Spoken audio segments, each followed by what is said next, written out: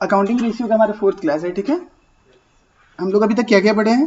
हम लोग ने अभी तक पढ़ा करंट एसेट्स रेशियो, एक चार्ट बनाया था ना हमने, चलो उससे देखते हैं।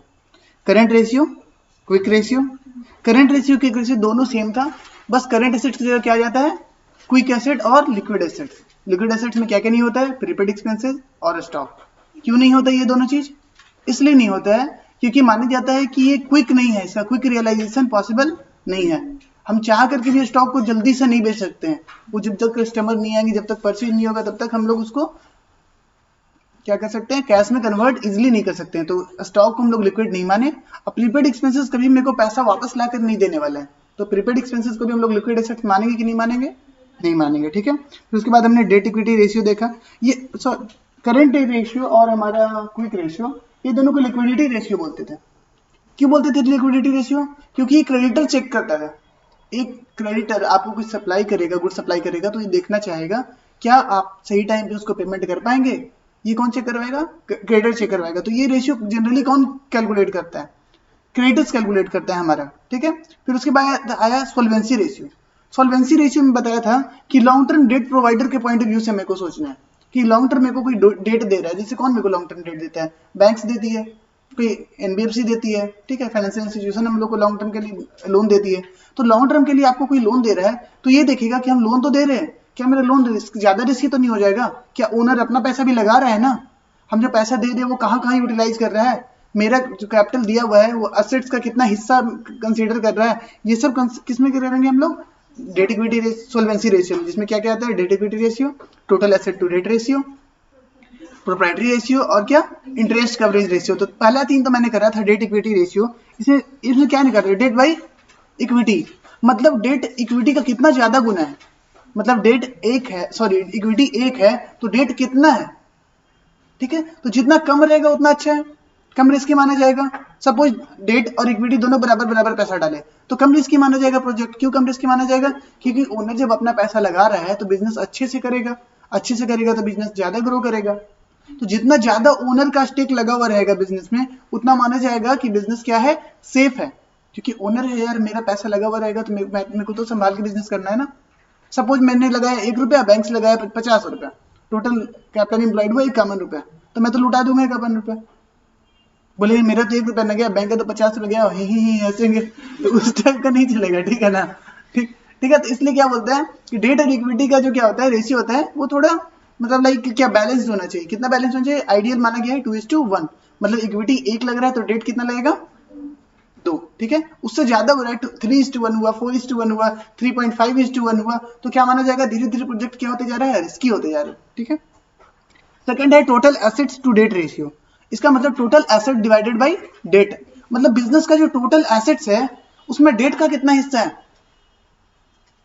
है ना। तो ये रेशियो ज्यादा होना चाहिए, ठीक है। इसका आइडियल रेशियो बुक में देख लेना कितना बताया है। प्रोप्राइटरी रेशियो क्या है? आज एक पहले होमवर्क चलते हैं और उसके बाद फिर से डिस्कस करेंगे हम ये सारी चीजों को। आज मेरा टारगेट रहेगा 2-3 रेशियो तो कंप्लीट करें। एक होमवर्क है आप लोग का, वो कंप्लीट करते पहले देखते हैं। क्वेश्चन नंबर 37, क्वेश्चन ये है, पता नहीं, देख लेना अपने अपने बुक में। Total assets to debt ratio calculate करना है, ठीक है। कुछ कुछ इंफॉर्मेशन मेरे को दिया हुआ है, ठीक है। Capital employed 60 lakh, share capital 20 lakh, reserve and surplus 16 lakh, okay. Trade payables कितना है? 8 लाख। आउटस्टैंडिंग एक्सपेंस कितना है? 40,000। Total assets equals to what? किसको हम बोलेंगे कि टोटल एसेट्स है? कुछ बताया है? क्वेश्चन इनकम्प्लीट तो नहीं छोड़ दिया कि हमने इनकम्प्लीट क्वेश्चन कॉपी किया? नहीं, ठीक है। मेरे को निकालना क्या है? मेरे को निकालना है total assets to debt ratio. एक सेकंड, एक हमने फॉर्मूला देखा था। फॉर्मूला क्या था? फॉर्मूला मेरा था total assets equals to what? Capital plus liability, 11th वाला फॉर्मूला। अब इसको हम लोग कन्वर्ट करते किस तरीके से? हमारे अकाउंटिंग रेशियो वाले फॉर्मूला से, और कंपनी के मोड में इसको कन्वर्ट करते हैं। तो कैपिटल की जगह क्या आएगा? कैपिटल की जगह क्या आएगा? Capital employed.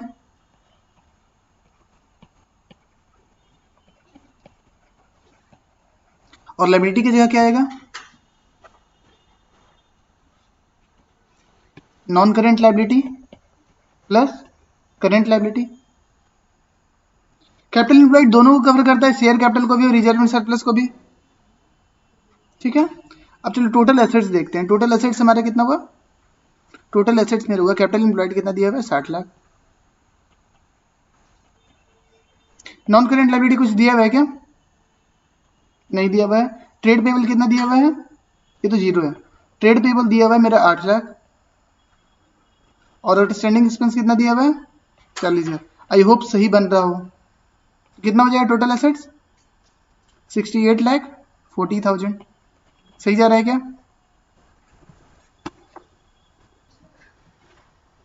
ठीक है, मेरे को क्या कैलकुलेट करना है इस क्वेश्चन में?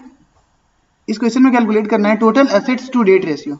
इन्फॉर्मेशन मेरे को दिया हुआ है capital employed, share capital, reserve and surplus और trade payables and outstanding expense.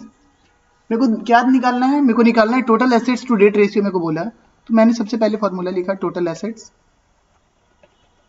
To debt ratio. Formula क्या है? Total assets divided by debt. Debt, सिर्फ डेट वर्ड जब भी यूज होता है तो इसका मतलब क्या होता है? Long term. It is what? Long term liability. अब मेरे को क्या है? कैपिटल एम्प्लॉयड दिया है। एक मैंने फॉर्मूला पढ़ा था sir, share holders fund. Share holders fund, इसका मतलब क्या होता था? इसका मतलब होता था share capital plus reserve and surplus. ठीक है, और कोई अदर करेंट एसेट्स में अगर कुछ फिक्टिशियस एसेट्स है तो उसको क्या घटा देते थे? उसे क्या कर देते थे हम लोग? यहाँ पे घटा देते थे। फिक्टिशियस एसेट्स अगर कुछ होता था तो उसको हम लोग घटा देते थे, लेकिन ये तो यहाँ पे नहीं है, इसको तो इग्नोर ही करो। शेयर होल्डर्स फंड हो गया मेरा शेयर कैपिटल कितना? 20 lakh plus reserve and surplus कितना हो गया? 16 लाख। टोटल कितना शेयर होल्डर फंड हो गया? 36 लाख। फाइन। अब मेरे को एक इंफॉर्मेशन दिया हुआ है क्वेश्चन में, कैपिटल एम्प्लॉयड। अभी तक मेरा निकला है क्या टोटल एसेट्स? टोटल डेट कुछ भी निकला नहीं? निकला। एक और इंफॉर्मेशन दिया हुआ है कैपिटल एम्प्लॉयड। कैपिटल एम्प्लॉयड, अब यहां पे कंफ्यूजन है इस वर्ड से। इस वर्ड से कंफ्यूजन है, कैपिटल। जैसे ही हम देख रहे हैं ये वर्ड कैपिटल है तो हम क्या बोल रहे हैं? ये ओनर का है। कहीं ना कहीं मेरे को लग रहा है this is equals to shareholders fund, ऐसा लग रहा था। लेकिन शेयर होल्डर्स फंड कितना निकला? 36 लाख। ये कितना दिया हुआ है? 60 लाख। तो इसका मतलब कहीं ना कहीं capital employed is different from what? Shareholders fund. चलो समझने की कोशिश करते हैं क्या है। ये वर्ड सिर्फ आ रहा है कैपिटल एम्प्लॉयड, एक्चुअली में ये शेयर होल्डर्स का पार्ट नहीं है। कोई भी बिजनेस सेटअप होता है, कोई भी बिजनेस सेटअप होता है तो इनिशियली सो कुछ फंड्स का रिक्वायरमेंट होता है। इनिशियली सो कुछ फंड्स का रिक्वायरमेंट होता है। ठीक है, सपोज इस फंड्स को टोटल रिक्वायरमेंट है 200 करोड़। ठीक है, it is outside the question. ठीक है, ये टोटल फंड्स को रिक्वायरमेंट क्या है? 200 करोड़। तो 200 करोड़ कौन देगा बिजनेस को? या तो ओनर देगा, ओनर बोले तो शेयर होल्डर्स, या कौन देगा? या तो डेट फाइनेंसर देगा, डेट होल्डर देगा, जो डेट दे रहा है, जैसे बैंक्स। यहाँ पे क्या आएगा? बैंक्स आ सकता है। तो ये 200 करोड़ है ना, इसी को हम लोग क्या बोलते हैं? Capital employed. इसको कौन कौन फाइनेंस करता है? ओनर या लॉन्ग टर्म फाइनेंस। तो 200 crore equals to what? Owner का हिस्सा और बैंक का हिस्सा। बैंक का हिस्सा बोले तो नॉन करेंट लायबिलिटी, और ओनर का हिस्सा बोले तो शेयर होल्डर्स फंड। ठीक है, तो capital employed equals to what? Capital employed equals to what? Shareholders fund plus non current liability. Non current liability को हम लोग क्या बोल रहे हैं दूसरा नाम से? डेट। नॉन करेंट लायबिलिटी को दूसरा नाम हम लोग क्या रख रहे हैं? Debt. Equals to what? 60 lakh. Shareholder fund मैंने निकाला हुआ कितना? 36 lakh plus debt equals to 60 lakh. Debt equals to कितना हो गया 24 लाख।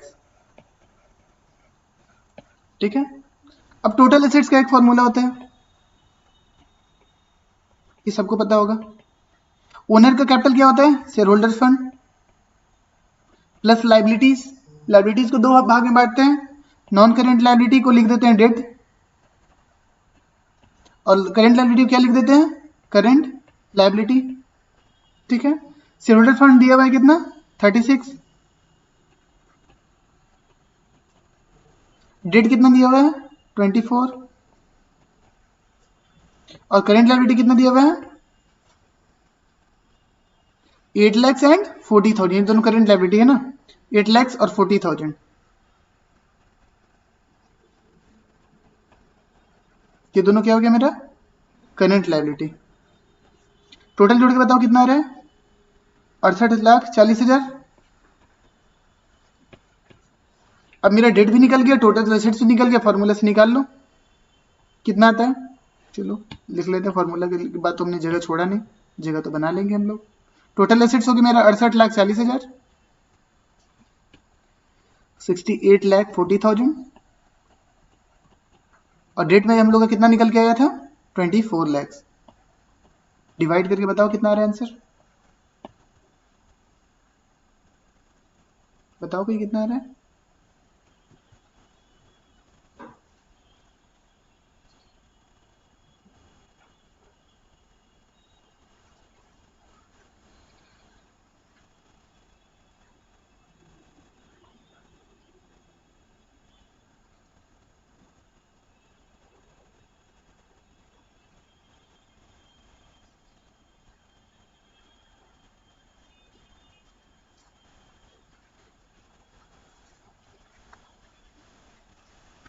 जल्दी,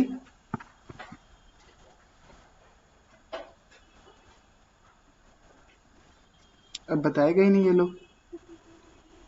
2.85 is to 1. The real catch in this question is the formula of capital employed. ठीक है, हो गया, आगे चलते हैं। आज हम लोग सीखेंगे एक रेशियो, उसका नाम है, क्या नाम है उसका, फोर्थ क्या बच गया था उसके बाद, interest coverage ratio, something fancy kind of ratio, बहुत फैंसी ये सब रेशियो है, मतलब लाइक बैंक्स वगैरह में लोन लेने जाओ तुरंत से पूछ देगा। 6 हो जाएगा ना, ये 4th होगा, 3rd 6 रेशियो आज हम लोग पढ़ेंगे, इंटरेस्ट कवरेज रेशियो।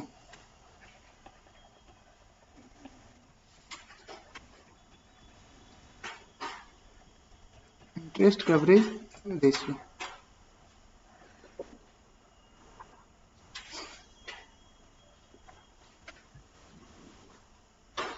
हम लोग किसी कंपनी का प्रॉफिट निकालने की कोशिश करेंगे, लेकिन प्रॉफिट एंड लॉस बना के नहीं, एक नॉर्मल टर्म में। जैसे हम लोग इंसान है, हम लोग को बहुत आइडिया नहीं है बिजनेस का, ठीक है, हम लोग को बहुत अकाउंट का आइडिया नहीं है, हम लोग कॉमर्स स्टूडेंट नहीं है, लेकिन स्टिल हम लोग क्या निकालने की कोशिश करेंगे, किसी बिजनेस का प्रॉफिट। तो मैंने आपसे पूछा कि बताओ आपने कितना सेल करा, सेल बोलते हो रेवेन्यू, मैंने आपसे पूछा कितना सेल करा, जो जो पूछेंगे बताते जाना। तुमने बताया 1000, every amount is in lakhs, तो ऐसा मत बोलना कि ऐसा कौन सा बिजनेस है जो मात्र 1000 रुपये का बेच रहा है, तो लैक्स में, करोड़ में, ठीक, और बड़ा सोचना है करोड़ में सोचो, और बड़ा सोचना है बिलियन में सोचो। मैंने आपसे पूछा कितना का सेल है, रेवेन्यू है, तो आपने बोला 1000। मैंने बोला ठीक है, एक बात बताओ, इसको इससे रिलेटेड डायरेक्ट एक्सपेंसेस भी तो आए होंगे, डायरेक्ट एक्सपेंसेस, डायरेक्ट एक्सपेंसेस कितना है 600, डायरेक्ट एक्सपेंस कितना बताया आपने 600। तो मेरा एक टाइप का, इसको क्या बोलते थे हम लोग, ग्रॉस प्रॉफिट, इसको क्या बोलते थे, ग्रॉस प्रॉफिट बोला करते थे। अभी कोई नाम नहीं दे रहे हैं, चलो कोई नाम नहीं दिया हमने।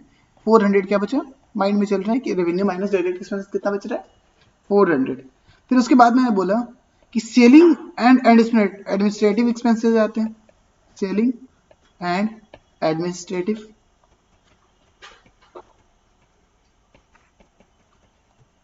एक्सपेंसेस। सर इस टाइप से बात नहीं किया करते थे, हम जनरल टर्म में बात कर रहे हैं कि एक बात बताओ कितने का सामान आपने बेचा, तो बोला कि ₹1,00,000 हमने बेचा। मैंने बोला बेचने का कितना खर्च हुआ, गुड्स का कितना खर्च हुआ, तो आपने बताया कि 600 खर्च हुआ। मैंने बोला ठीक है, गुड्स का तो 600 खर्च हुआ, बेचने वगैरह में भी तो खर्च हुआ होगा, सैलरी लगा होगा, रेंट लगा होगा, ट्रांसपोर्ट लगा, बहुत तरीके का खर्च आया होगा। तो आपने बताया कि हाँ खर्च तो हुआ सर, खर्च हुआ ₹100। तो फिर मैंने आपसे पूछा बचा कितना, तो आपने बोला बचा 300। ये क्या है, हमारा प्रॉफिट है। ठीक है, मैंने बोला कि डिप्रिसिएशन इसमें कितना लगा, डिप्रिसिएशन लगेगा ना, डिप्रिसिएशन एंड अमोर्टाइजेशन, अगर अमोर्टाइजेशन भी बोल रहा है तो अमोर्टाइजेशन भी। मैंने पूछा डिप्रिसिएशन एंड अमोर्टाइजेशन कितना लग रहा है, आपने बताया डिप्रिसिएशन एंड अमोर्टाइजेशन लग रहा है ₹50। मैंने बोला अब कितना प्रॉफिट बचा, आपने बोला 250। इसको भी क्या बोल रहे हैं हम लोग, प्रॉफिट बोल रहे हैं, अभी सिर्फ प्रॉफिट बोल रहे हैं। ठीक है, आपने बोला 250 प्रॉफिट बचा, कब, डिप्रिसिएशन लगा देने के बाद, सिर्फ डायरेक्ट एक्सपेंस लगाने के बाद प्रॉफिट कितना था, 400। फिर उसमें सेलिंग एंड एडमिनिस्ट्रेटिव एक्सपेंस लगा देने के बाद कितना प्रॉफिट था, 300। उसके बाद मैंने क्या खर्च लगाया, डिप्रिसिएशन, उसके बाद प्रॉफिट कितना बचा, 250। मैंने बोला एक बात बता, कोई लोन वगैरह लिया था, बोला हाँ। बोले लोन का इंटरेस्ट कितना है, इंटरेस्ट ऑन लोन कितना है, तो बोला इंटरेस्ट ऑन लोन लगा है ₹100। ओके, बहुत बढ़िया। अब कितना बचा, 150। इसका भी नाम दे रहे हैं अभी हम प्रॉफिट। कितना प्रॉफिट है बचा, 150। इसके बाद फिर और क्या लगेगा सर, और क्या लगता है एक बिजनेसमैन को, टैक्स लगता है। कितना टैक्स लगा, मान के चलो 50। अब कितना फाइनल प्रॉफिट बचा, एक बार टैक्स लग गया तो उसके बाद कुछ नहीं लगने वाला। टैक्स लगने के बाद जो फाइनल प्रॉफिट मेरा आया वो आया 100। तो इसका नाम दिया, इस प्रॉफिट का नाम दिया प्रॉफिट बिफोर टैक्स की after tax, after tax profit, tax लगने के बाद का प्रॉफिट है, प्रॉफिट आफ्टर टैक्स। मेरा प्रॉफिट आफ्टर टैक्स कितना आया, 100। तो टैक्स के पहले वाला प्रॉफिट को हम लोग क्या बोलेंगे, प्रॉफिट बिफोर टैक्स। प्रॉफिट लगने के बाद टैक्स है 100, तो प्रॉफिट लगने से, टैक्स लगने से पहले का प्रॉफिट कितना आएगा, प्रॉफिट बिफोर टैक्स, इसको बोलेंगे प्रॉफिट बिफोर टैक्स। कितना है हमारा, 150। दो नाम हमने सीखा, एक सीखा प्रॉफिट आफ्टर टैक्स, दूसरा सीखा प्रॉफिट बिफोर टैक्स। टैक्स लगने से पहले का प्रॉफिट को प्रॉफिट बिफोर टैक्स बोलेंगे, और टैक्स लगने के बाद जितना प्रॉफिट बचा उसको क्या बोलेंगे, प्रॉफिट आफ्टर टैक्स। अभी काम करते हैं, अब इससे पहले वाला ही प्रॉफिट, इसको नाम देते हैं कुछ, इंटरेस्ट ऑन लोन के पहले वाला इसका नाम हम लोग कुछ ऐसे देते हैं, प्रॉफिट बिफोर, किसके किसके पहले का प्रॉफिट है, profit before tax and interest, profit before interest and tax. Profit तो है लेकिन अब इसमें क्या क्या नहीं लगा है, इंटरेस्ट नहीं चार्ज हुआ है, और क्या नहीं चार्ज हुआ है, टैक्स नहीं चार्ज हुआ है। ठीक है, उसके और ऊपर थोड़ा सा चलते हैं, अच्छा मजा आ रहा है। इसका क्या नाम दिए, प्रॉफिट बिफोर, बिफोर क्या क्या, डेप्रिसिएशन, इंटरेस्ट एंड टैक्स। कोई दिक्कत किसी को, कुछ लोग प्रॉफिट बिफोर टैक्स बोलते हैं, कुछ लोग अर्निंग बिफोर टैक्स बोलते हैं। अर्निंग प्रॉफिट दोनों साइमल्टेनियसली यूज होता है।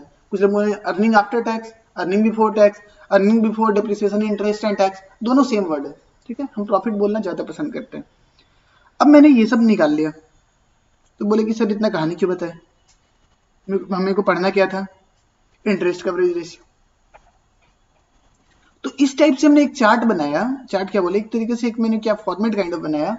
क्यों बनाया, कि सबसे पहले एक ऑर्गेनाइजेशन को जब सेल करता है तो सबसे पहले वो किस चीज का पेमेंट करता है, डायरेक्ट एक्सपेंसेस का। सबसे पहले वो किस चीज का पेमेंट करेगा, डायरेक्ट एक्सपेंसेस का, जिसे खरीद के लाएगा उसको तो देगा सबसे पहले। फिर वो पेमेंट करेगा सेल से रिलेटेड खर्चों का, जैसे मैंने आपको बोला सेल करवा दी मैंने, आपका जो भी कमीशन बता वो मैंने तुरंत से पेमेंट करना है। ठीक है, उसके बाद जो प्रॉफिट बचा इसको क्या नाम दिए, profit before depreciation, interest and tax. तो उसमें हमने डिप्रिसिएशन लगा दिया, इसमें कैश तो नहीं जा रहा है लेकिन खर्च तो है, फिर डिप्रिसिएशन लगा दिया। फिर उसके बाद क्या लगाया, इंटरेस्ट ऑन लोन दिया। तो अब मेरे को सोचना किसके पॉइंट ऑफ व्यू से, मेरे को निकालना क्या है, interest coverage ratio. What is interest coverage ratio, what is interest coverage ratio. ठीक है, ये क्या है, ये आपकी कंपनी है, ये आपकी कंपनी है और ये है हमारी बैंक, ये है हमारी बैंक, ठीक है। मैंने आपको लोन देकर के रखा है, मैंने आपको क्या दिया है, लोन देकर रखा है। और लोन का इंटरेस्ट कितना बना था इस साल, 100। इंटरेस्ट ऑन लोन कितना है, 100। तो ये हमारी बैंक है और इंटरेस्ट कितना ये चार्ज की है इस साल, 100। अब एक बात बताओ, मैं क्या सोचूंगा कि आपका प्रॉफिट ज्यादा हो या कम रहे, ज्यादा हो। आपका प्रॉफिट 100 रुपया से ज्यादा होगा तो मेरे को अपना इंटरेस्ट आसानी से मिल जाएगा। लेकिन सपोज आपका प्रॉफिट ही कमाई कितना हुआ, 50 रुपया, तो क्या मेरे को मेरा 100 रुपीज सेफ है, सेफ नहीं है। तो हम क्या चाहेंगे कि आपका प्रॉफिट 100 से ज्यादा हो। अगर 200 रहा तो मेरा प्रॉफिट, मेरा इंटरेस्ट कितना सेफ रहेगा, डबल सेफ रहेगा। अगर 500 रहेगा तो 5 टाइम सेफ रहेगा। 1000 रहा तो 10 टाइम सेफ रहेगा। तो हम क्या चाहेंगे, मेरा प्रॉफिट ज्यादा से ज्यादा टाइम्स क्या रहे, सेफ रहे। तो एक बात बताओ, मेरे को 100 रुपए मिलेगा किसमें से, कि ये 1000 रुपए का सेल किया तुरंत हम पहुंच जाते हैं कि 1000 रुपए का बेचे ना, मेरे 100 रुपया दीजिए, ऐसे तो नहीं पहुंचते। वो बोले कि रुक जा बेटा, पहले किसको पैसे देने हैं, पहले किसको पैसे देने हैं, जिससे खरीद के लाए उसको पैसे देने, ठीक है। 400 बचा, फिर हम पहुंच गया बैंक वाला कि अब 400 बच गया सर, अब तो दे दीजिए। तो बोले अरे रुक, अभी किसको देने पैसे, मेरे को पैसे देने किसको, सेलिंग एडमिनिस्ट्रेटिव एक्सपेंस करने हैं। तो अब आया कितना, 300 रुपया। अब मैंने इसको बोला, अब बैंक फिर से आ गया, बोला कि सर मेरे 100 रुपया। मैं इसको क्या बोलूंगा, डिप्रिसिएशन लगाने हैं। तब बैंक वाले मेरे से पूछा, अच्छा डिप्रिसिएशन लगाने हैं, तो मैंने बोला हाँ डिप्रिसिएशन लगाने हैं, बाद में यो। बोलता है सर मेरे को जितना पता है डिप्रिसिएशन लगाने में ना पैसे नहीं जाते हैं यार। क्या पैसे जाते हैं, डिप्रिसिएशन लगाए तो 50 रुपए का डिप्रिसिएशन लगाए तो गल्लम से 50 रुपए निकाल के फाड़ते हैं। डिप्रिसिएशन में क्या पैसे जाते हैं बिजनेस से, नहीं जाते हैं। ये क्या है, नॉन कैश आइटम होता है। ये क्या आता है, नॉन कैश आइटम होता है। ये क्या होता है हमारा, नॉन कैश आइटम होता है, नॉन कैश आइटम होता है। बट स्टिल हमारा प्रॉफिट जो इंटरेस्ट में से जो मेरे को रिसीव करना है वो मेरा कितना है, 250। मेरे को 250 से क्या रिसीव करना है, इंटरेस्ट रिसीव करना है, जो 100 रुपये आएगा। बट स्टिल कोई बात नहीं। अब यहाँ पे हम लोग कहाँ पे पहुंच गए, 250 रुपया। हमने बोला क्या कि मेरा प्रॉफिट कितना है, 250 रुपया। अब इसमें से क्या करना है, आपको इंटरेस्ट देना है। तो मेरे को जो इंटरेस्ट मिलने वाला है वो किसमें से मिलने वाला है, इसमें से मिलने वाला, ये 250 में से मिलने वाला है। अगर इस 300 में से मिलने वाला होता तो हम पहले इंटरेस्ट ऑन लोन घटाते, फिर डेप्रिसिएशन घटाते। तो मेरे को इंटरेस्ट किसमें से मिलने वाला है, इसमें से मिलने वाला है। इसका नाम क्या दिया हम लोग, profit before interest and tax. तो कितना टाइम, देखो मेरा इंटरेस्ट सेफ है, हम बैंक वाले हैं, हम तुमसे पूछ रहे हैं मेरा जो इंटरेस्ट है वो कितने टाइम्स सेफ है, 2.5 टाइम्स। ये कैसे निकाले, मेरे को ये इंटरेस्ट किस में से मिलेगा, 250 में से मिलेगा, और कितना लेना है, 100। तो तुम लोग ने ही बताया कि सर कितना सेफ है, 2.5 टाइम्स। तो अपने फॉर्मूला क्या बनाया, अपने फॉर्मूला ये बनाया, profit before interest and tax divided by इसमें फॉर्मूला में लिखा हुआ है इंटरेस्ट, ठीक है। लेकिन आपके बुक में लिखा हुआ है, हो सकता है फिक्स्ड इंटरेस्ट चार्ज। आपके बुक में जो लिखा हुआ है उसमें लिखा हुआ है वही लिख देते हैं हम लोग, फिक्स्ड इंटरेस्ट चार्ज। तो कितना हमारा आंसर है यहाँ पे, 250 डिवाइडेड बाई 100। कितना टाइम्स मेरा सेव है, 2.5 टाइम्स बोल सकता है, 2.5:1 बोल सकता है। जनरली ये टाइम्स ही रहेगा, ठीक है। आपकी बुक में ना बहुत सारा फॉर्मूला ना थोड़ा थोड़ा चेंज कर दिया है, पता नहीं क्यों चेंज किया। अब रियल लाइफ में जब हम बनाते हैं, हम खुद प्रोजेक्ट रिपोर्ट बनाते हैं, तो मैं पर्सनली यहाँ पर से रिसीव करता, मैं इसको कंसीडर करता 300 से। बट स्टिल आपकी बुक में तो 250 से रिसीव कर रहा है, तो आपको क्या याद करना है, 250 से। सोचना भी मत कि 300, आपको बस देखना है कि मेरे को इंटरेस्ट किस पॉइंट से मिल रहा है। तो 250 के बाद इंटरेस्ट मिल रहा है, तो मेरे को कितना में से मिल रहा है, 250 में से मिल रहा है 100, तो मेरा कितना सेफ है। ओके,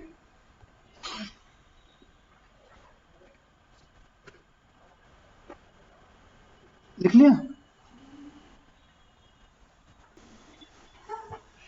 चलो क्वेश्चन देख रहे हैं।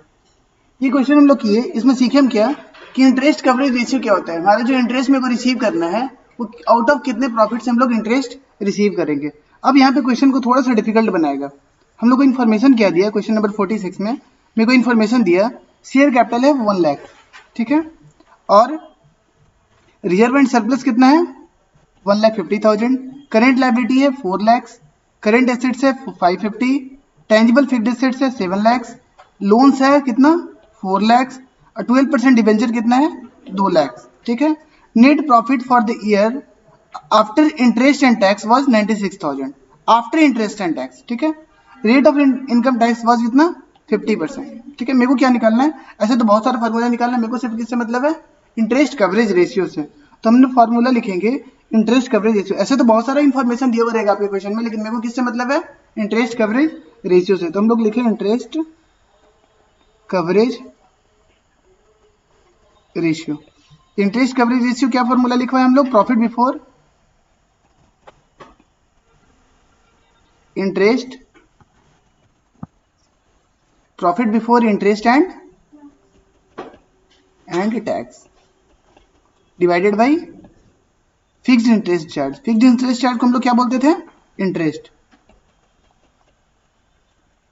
ये मेरे को दो निकालना है। मेरे को दिया हुआ क्या क्या स्टेप से रिलेटेड कोई फिगर दिया हुआ है, कोई फिगर नहीं दिया हुआ है, डायरेक्टली तो कोई फिगर नहीं दिया हुआ है। कुछ फिगर ऐसा दिया हुआ है net profit before, sorry net profit after, क्या मेरे को इन्फॉर्मेशन दिया है net profit after interest and tax कितना 96,000। चलो देखते हैं देखो क्या इन्फॉर्मेशन दिया हुआ है, net profit after interest and tax कितना दिया हुआ है 96,000 दिया हुआ है। मेरे को पहुंचना कहां तक है, प्रॉफिट बिफोर, कहां तक पहुंचना है profit before interest and tax, ये चाहिए ना मेरे को क्या चाहिए profit before interest and tax चाहिए। और फिगर में को क्या दिया हुआ है net profit after interest and tax. बीच में कौन कौन सा चीज आने वाला है क्वेश्चन में ही लिखा हुआ है, बीच में आने वाला है इंटरेस्ट और टैक्स, ये आने वाला है। तो पहले क्या आएगा, पहले इंटरेस्ट आएगा, तो इसके बाद क्या निकलेगा ये प्रॉफिट बिफोर टैक्स, उसके बाद क्या आएगा टैक्स घटेगा तो क्या आएगा profit after interest and tax, ठीक है। यहाँ पे मेरे को पहुंचना क्या है 96,000 दिया हुआ है, लेकिन मेरे को पहुंचना कैसे है, मेरे को 96,000 से पहुंचना है पहले इस फिगर पे, सॉरी 96,000 से पहुंचना है पहले मेरे को कहाँ पे यहाँ पे, और फिर यहाँ से कहाँ पहुंचना है यहाँ पहुंचना है। 2 स्टेप में ऊपर जाना है। कैसे पहुंचेंगे 2 स्टेप सर, चलिए देखते हैं, इसे बताएं। मेरे को 96,000 क्या दिया हुआ है net profit after interest and tax, और बोला क्या साथ ही साथ कि रेट ऑफ इनकम टैक्स कितना है 50%। तो इससे पहले हम लोग टैक्स निकालें कितने पे 96,000 पे निकालेंगे कि 96,000 से पहले वाले प्रॉफिट पे निकालेंगे, 96,000 से पहले वाले प्रॉफिट पे निकालेंगे। सपोज 100 है, 100 रुपया क्या है प्रॉफिट बिफोर टैक्स पीबीटी, जो शॉर्ट में क्या बोलते हैं पीबीटी, और रेट ऑफ टैक्स दे दिया 50%। तो टैक्स कितना होता है 100 का 50% कितना 50 रुपया, तो पैट कितना आएगा प्रॉफिट आफ्टर टैक्स क्या आएगा 50। उसी तरीके से यहाँ पे क्या किया है, ये फिगर दिया हुआ है, ये फिगर दिया हुआ है, अब मेरे को पहुंचना कहाँ है यहाँ पे पहुंचना है, ठीक है। तो और ये है कितना 50%, ये 50% है तो ये 100% हुआ, और ये कितना बचेगा 100 माइनस 50 कितना 50%। समझ में आया, नहीं आया झूठ का हाँ किए, ठीक है। सपोज 100 रुपया मेरा इनकम है, ठीक है। सरकार बोलता है कि 50% हम रखेंगे, तो हम कितना रखेंगे 50%। 100 रुपये मेरा प्रॉफिट है, सरकार बोलता है कि 10% हम रखेंगे, तो मेरा कितना हिस्सा बचा 90। 100 रुपये प्रॉफिट है और सरकार बोलता है कि उसमें से 20% मेरा रहेगा, तो मेरा कितना बचा, सरकार बोलता है कि 30% मेरा रहेगा, तो मेरा कितना रहेगा 70। सरकार बोलता है कि 40% मेरा रहेगा, तो मेरा कितना रहेगा 60%। समझ रहे हैं, तो टोटल कितना हुआ, टोटल 100% हुआ। तो इसको हम लोग क्या माने 100%, ठीक है, तो सरकार कितना बोला, हम कितना रखेंगे 50%, तो मेरा कितना हिस्सा बचा, ये 96,000, 50%, ये कितना बचा, ये 50%। तो अगर 50% 96,000 है तो ये भी तो 50% है, टैक्स भी कितना हो जाएगा, ये भी 50% है, दोनों इक्वल है, 96,000। और प्रॉफिट बिफोर टैक्स कितना हो जाएगा, दोनों को जोड़ दो, 1,92,000। समझ में आया, गेटिंग। गवर्नमेंट बोला 50% दे रहा, 50% मेरा। मूवी याद आ रहा है, कौन सा, रौडी राठौड़, एक तेरा एक मेरा, ठीक है, सरकार वही बांट के कर रहा है, 50% तेरा और 50% मेरा। तो 50% मेरा वाला हिस्सा है जब 96,000, तो 50% सरकार वाला हिस्सा भी कितना होगा, 96,000। और उससे पहले टोटल प्रॉफिट बिफोर टैक्स कितना आया, 1,92,000। अब कितना अच्छा होता, मेरे को इंटरेस्ट भी दे दिया होता ना, तो ये वाला हम निकाल लेते ना, क्या करते, जोड़ देते, घट ही रहा है, ऊपर से घट रहा है तो नीचे से बढ़ेंगे, ऊपर तो जोड़ेंगे। तो मेरे को क्या इंटरेस्ट दिया हुआ है लगा क्वेश्चन में डायरेक्टली कि इंटरेस्ट इतना है, कहीं भी दिया हुआ है, शेयर कैपिटल दिया हुआ है, कुछ नहीं दिया हुआ है। लेकिन मेरे को एक चीज पता है कि हम लोग इंटरेस्ट किस पे देते हैं, लोन पे। तो देखते कोई लोन का फिगर है क्या, capital, reserve, current liability, tangible fixed assets, कौन सा लोन है, लोन एट 10% और 12% डिवेंचर, ये दोनों क्या है, लोन है। ये दोनों लोन है, तो दोनों पे हम लोग क्या करेंगे, इंटरेस्ट देंगे। कितना देंगे, कैलकुलेशन ऑफ इंटरेस्ट कर लेते हैं, कैलकुलेशन ऑफ,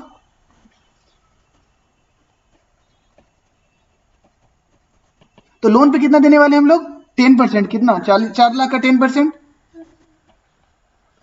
डायरेक्ट थोड़ी लिख देंगे, मार्क्स तो पूरा चाहिए ना। और 12% डिवेंचर है, तो डिवेंचर का 12%, 2 लाख का 12%, 24,000, दोनों मिला के कितना हो गया, 64,000। तो मेरा इंटरेस्ट निकल गया कितना, 64,000, मेरा इंटरेस्ट निकल गया 64,000, यहाँ पे लिख दिया मैंने 64,000। तो मैं आपका सिंपल सा मेरा एक क्वेश्चन है, 64,000 घटाने के बाद बचता है प्रॉफिट 1,92,000, तो घटाने से पहले कितना का प्रॉफिट होगा, दोनों का क्या करेंगे हम लोग, जोड़ देंगे। कितना आएगा, जोड़ के बताओ,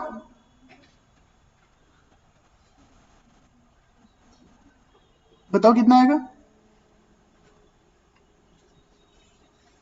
256। कैलकुलेशन को थोड़ा सा फास्ट करो, है ना। अब ये दोनों चीज मेरे को मिल गया क्या, इंटरेस्ट और ये क्या, profit before interest and tax, divide कर लो, 2,56,000 डिवाइडेड बाई 64,000, कितना आ गया, 4 टाइम्स, बन गया। देख लो आंसर सही आ रहा है, पता नहीं मेरे पास तो आंसर ही नहीं है, बुक तुम लोग पर लाया है, सही होगा आंसर, क्या तुम लोग चैंपियन है, तुम लोग बनाएगा तो गलत थोड़ी होगा, है ना।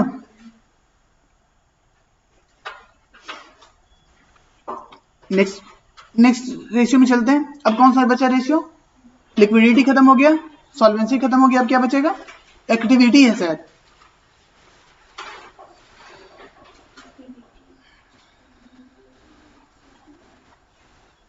अब क्या है, एक्टिविटी रेशियो है। पहले ब्रीफ, इस क्वेश्चन में दो चीज और निकालना था, वो हम छोड़ दिए, वो तुम लोग निकाल लेगा। आई होप कि ये सब आप लोग खुद से कैलकुलेट करोगे। एक्टिविटी रेशियो में क्या है ना, कंपेयर करना होता है, दो तरह के बिजनेस है, ठीक है, दोनों सेल्स कर रहे हैं, ठीक है, एवरेज स्टॉक, ठीक है, एवरेज रिसीवेबल्स, एवरेज डेटर्स। बोलता है कि एक बिजनेस, नहीं भी लिखेगा तब भी चलेगा, अभी देख लो, ठीक है, क्योंकि ये भी स्टार्ट नहीं किया, अभी हम थीम दे रहे हैं। दो तरह के बिजनेस है, एक हम है, एक तुम लोग है, ठीक है। तुम लोग सेल किया कितना, 50 लाख, ठीक है, दो लड़की बना देते हैं, और ये हम है, ठीक है। ये तुम लोग सेल किया 50 लाख, हम भी सेल कितना किए, 50 लाख। तुम लोग को 50 लाख का सेल करने के लिए एवरेज स्टॉक मेंटेन करके रखना पड़ा कितना, 2.5 लाख, और हम स्टॉक कितना रखते हैं, मात्र 50,000 रखते हैं, और बेचते कितना है साल भर में, 50 लाख। फिर तुम लोग एवरेज डेटर मेंटेन करके रखता है, तुम लोग का मार्केट में बकाया रहता है 5 लाख रुपया और मेरा मार्केट में बकाया रहता है मात्र 2 लाख। देख रहे हैं हम कितना स्मार्ट काम कर रहे हैं। बीच दोनों बराबर रहे हैं, लेकिन तुमको ज्यादा पूंजी लगाना पड़ रहा है, मेरे को कम पूंजी लगा रहा है। मेरा स्टॉक भी कम है, मेरा डेटर भी कम है। तुम लोग का डेटर कितना है? तुम लोग का 5 लाख डेटर है, मेरा मार्केट में कितना पैसा फंसा है? मात्र 2 लाख। तुम लोग का स्टॉक रखा है 2.5 लाख, मेरे पास कितना स्टॉक है? मात्र 50,000। तो इस टाइप की चीजें हम लोग कंपेयर करेंगे एक इंडस्ट्री को दूसरे इंडस्ट्री से। ठीक है, तो चलो अब सबसे इसमें पहला रेशियो लिखो, inventory turnover ratio. 7th point है क्या?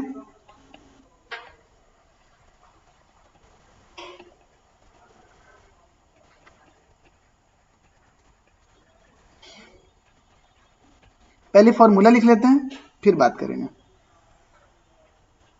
फॉर्मूला लिखो, कॉस्ट ऑफ गुड्स सोल्ड। याद है ये word?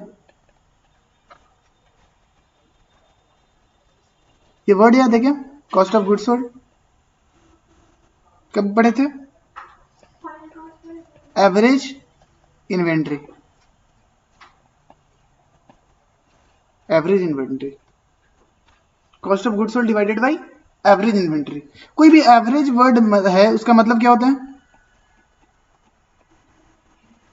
Average inventory equals two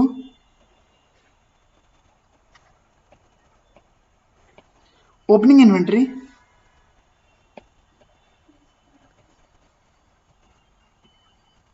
plus closing inventory divided by क्या होना चाहिए? Divided by 2।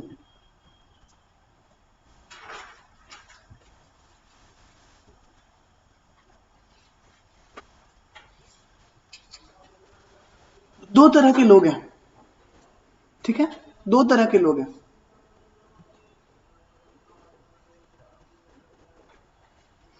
दो तरह के लोग हैं, ए और बी, ठीक है? कॉस्ट सीओजीएस एक बनाते हैं, 40 लाख और ये भी 40 लाख। दोनों 50 लाख का सामान 50 रुपए में बेचा है। 40 लाख रुपए क्या था दोनों का? सीओजीएस था। एक बंदा जो मात्र 50,000 का स्टॉक मेंटेन करता है और वो भी कितने का सामान बेच रहा है? 40 लाख। तो अपने स्टॉक से कितना ज्यादा कैपेसिटी में काम कर रहा है? 8 नहीं 80 टाइम्स। जितना स्टॉक रखता है उससे 80 टाइम्स ज्यादा सेल करता है ना? और ये बंदा 2.5 लाख का स्टॉक रखा है और कितने का सामान बेच रहा है? 40 लाख का सामान बेच रहा है। तो ये कितने कम कर रहा है? ये 16 टाइम्स बेच रहा है। अभी कोई भी बिजनेस के बारे में सोचो, ठीक है? सपोज मेरा ही बिजनेस है, मेरा बिजनेस है फोन बेचने का, ठीक है? हम एक काम करते हैं कि फोन खरीदते हैं, बेचते, खरीदते हैं, बेचते, खरीदते हैं, बेचते, खरीदते हैं, बेचते हैं। एवरेज में कितना स्टॉक रहता है मेरे पास? मात्र 2 स्टॉक रहते हैं। मेरे पास मात्र 2 स्टॉक रहता है और हम डेली खरीदते हैं, डेली बेचते हैं, डेली खरीदते हैं, डेली बेचते हैं। एक बार में मेरे से कोई भी पूछेगा तो कितना स्टॉक मेरे पास मैक्सिमम है? 2 स्टॉक मैक्सिमम है। लेकिन 2 स्टॉक को ही हम कितने बार रिपीट कर रहे हैं? एक 80 टाइम रिपीट कर रहा है, एक 16 टाइम्स रिपीट कर रहा है ना? तो टोटल जो कॉस्ट ऑफ गुड्स सोल्ड बिका डिवाइडेड बाय एवरेज इन्वेंट्री कर रहे हैं, तो क्या निकल के आ रहा है कि हम एक स्टॉक को कितने बार बेच दे रहे हैं? एक बंदा कितने बार बेचा? 16 बार। एक बंदा कितने बार बेचा? 80 टाइम। तो जनरली ऐसे कंसीडर करें तो कौन ज्यादा अच्छा काम कर रहा है? जो 80 बार बेच दे रहा है। जो कितनी बार बेच दे रहा है? 80 टाइम्स बेच दे रहा है, तो वो ज्यादा अच्छा परफॉर्म कर रहा है। तो इसको निकाले कैसे? इसको निकालने का काम आया, फॉर्मूला है COGS divided by average inventory, ठीक है? सर क्या आइडियल रेशियो, ये सब बाद में देखेंगे, लेकिन निकालने का फॉर्मूला कैसे आया? कितने का सामान बेच रहे हैं, वो क्या हुआ? सीओजीएस। और कितना मेरे पास स्टॉक रह रहा है। इसे क्या निकालना चाह रहे हैं कि हम स्टॉक को कितने बार मल्टीपल सेल कर रहे हैं। सपोज मेरी फोन का दुकान है, तो ऐसा थोड़ी ना होता होगा कि साल भर में जितना भी फोन बिकने वाला होगा हम सब एक बार में खरीद लिए, फिर उसमें से एक एक दो दो बिक रहा है, एक चाहे नहीं बिक रहा है। ऐसा होता होगा कि हम 1000 फोन खरीद लिए और उसमें से साल भर में 25 फोन बिका? ऐसा होता है क्या? जनरली ऐसा नहीं होता है। दुकान में 25 ही फोन रखते हैं और वो बिकता है फिर नया खरीदते हैं, बिकता है फिर नया खरीदते हैं, बिकता है फिर नया खरीदते हैं। बट एक टाइम में मेरे पास एवरेज कितना होता है? 25 फोन, 25 फोन रख करके 1000 फोन बेचना होता है। ऐसा नहीं कि 1000 फोन रखें और 25 फोन बेचें, तो भाई कैसे बिजनेस करेगा? बिजनेस का काम होता है गुड्स बेचते हैं फिर खरीदते हैं, बेचते हैं फिर खरीदते हैं। गुड्स को क्या करते हैं हम लोग, एवरेज मेंटेन कितना करते हैं, कम रखते हैं, लेकिन उसका रिपीटिशन हम लोग क्या करते हैं, ज्यादा करते हैं। तो इसको निकालेंगे कैसे, ये फॉर्मूला को हम लोग कैसे निकालेंगे? COGS divided by average inventory. तो चलो एक क्वेश्चन करते हैं। ये क्या करा हमने, क्वेश्चन करा।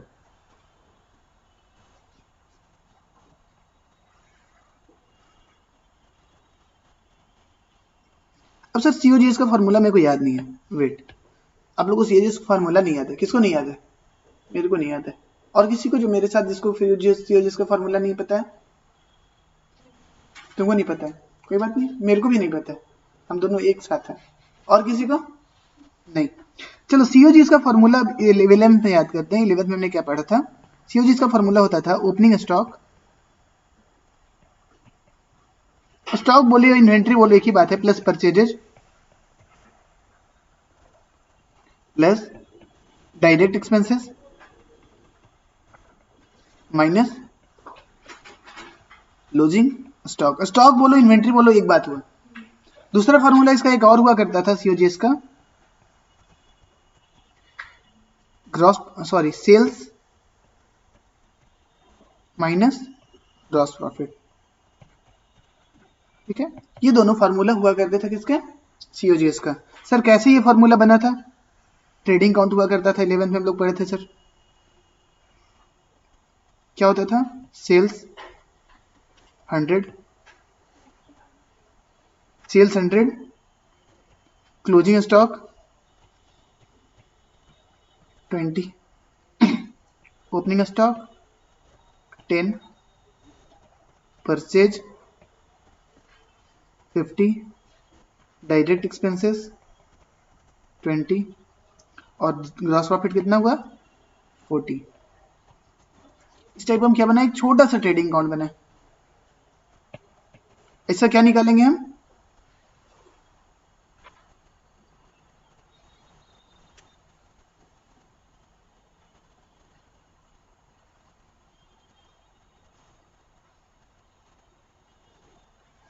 इससे क्या करेंगे हम लोग, निकालेंगे क्या, इन्वेंट्री टर्नओवर रेशियो। तो सबसे पहले तो एवरेज इन्वेंट्री हम लोग निकाल लेते हैं। एवरेज इन्वेंट्री कितना हुआ, opening inventory, opening stock plus closing stock divided by 2। तो मेरा एवरेज इन्वेंट्री कितना हुआ, 10 plus 20 divided by 2 equals to 15। Average inventory हो गया। अब मेरे को क्या निकालना है, COGS। तो COGS निकालने का दो फॉर्मूला, या तो अब क्या कर लो, purchase opening stock direct expense minus क्या कर दो, क्लोजिंग स्टॉक करो, 10 प्लस 50 प्लस 20 माइनस 20 कितना हुआ COGS 60। दूसरा फॉर्मूला एक और क्या था, सेल्स माइनस ग्रॉस प्रॉफिट, उसे भी निकाल के देख लेते हैं। 100 माइनस 40 इक्वल्स टू 60। तुम्हारा इन्वेंट्री टर्नओवर रेशियो कितना है, इन्वेंट्री टर्नओवर रेशियो, क्या फॉर्मूला बताए थे, COGS divided by average inventory. बताओ, निकाल के कैलकुलेट करके बताओ। तो कितना है इन्वेंट्री टर्नओवर रेशियो, COGS कितना था 60, एवरेज इन्वेंट्री कितना था 15। तो इन्वेंट्री टर्नओवर रेशियो कितना आ गया 4, क्या बोलेंगे इसको 4 टाइम्स। ठीक है, फाइन। अब एक चीज और निकालेंगे हम, एवरेज एज ऑफ इन्वेंट्री। ये 4 टाइम्स का मतलब मेरे को कोई समझाओ, तब तक हम लिखते हैं। ये 4 टाइम्स का मतलब मेरे को समझाओ, तब तक एक फॉर्मूला और हम लिखते हैं।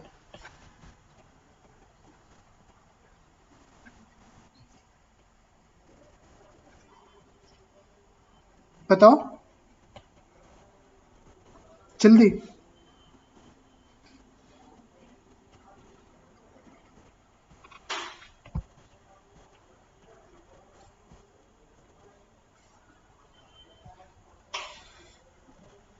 जल्दी फास्ट।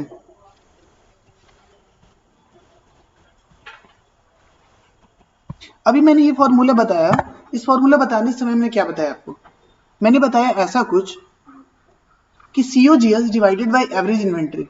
मतलब हम लोग COGS का मतलब क्या हुआ, मैंने साल भर में कितने का गुड्स बेचा, और एवरेज इन्वेंट्री का मतलब क्या हुआ, मैंने साल भर में कितना स्टॉक रखा, एवरेज मेंटेन करके रखा।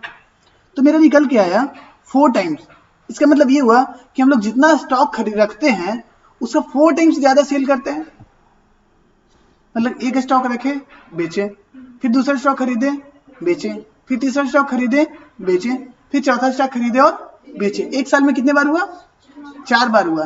तो एक स्टॉक कितने दिन तक रहा, कैलकुलेट कर सकते हैं। साल भर में कितने बार खरीदा और बेचा, 4 अलग अलग स्टॉक खरीदा होगा ना, कि वही बेच रहे फिर उसी से खरीद ले रहे फिर उसी को बेच रहे, ऐसे तो नहीं कर रहे होंगे। एक स्टॉक खरीद रहे हैं फिर बेच रहे हैं, फिर दूसरा स्टॉक खरीद रहे हैं फिर बेच रहे हैं, तीसरा स्टॉक खरीदे तीसरा बेच रहे हैं, चौथा खरीदे हैं चौथा बेच रहे हैं। तो एक स्टॉक कितने दिन तक रहा, 3 महीना। अगर डेज में कैलकुलेट करें तो एक साल में कितने दिन होते हैं, 365 दिन। और कितनी बार चलेगा, मतलब कितने टाइम से बिका है, 4। आप लोग कैलकुलेट कैसे किए, मंथ में भी कैलकुलेट किए तो 12 डिवाइडेड बाय क्या किए, 4। तो सेम चीज हम लोग क्या किए, डेज में कैलकुलेट किए तो हमने क्या निकाला, 365 डिवाइडेड बाय 4, ये हो जाएगा 91.25। मतलब एक स्टॉक कितने दिन चल रहा है, 91.25 डेज। ठीक है, ये क्या हो रहा है, एक स्टॉक का मेरे पास कितना एज है, कितना एज है, 91.25 डेज। जैसे कि एक एग्जांपल लेते हैं कि साल भर में हम 4 फ्रेंड अपनी चेंज करते हैं, ठीक है, 4 खास फ्रेंड चेंज करते हैं, ठीक है ना, खास फ्रेंड, ठीक है। तो हम लोग साल भर में मैंने कितना फ्रेंड चेंज किया अपना खास, 4 खास फ्रेंड हम लोग चेंज किए।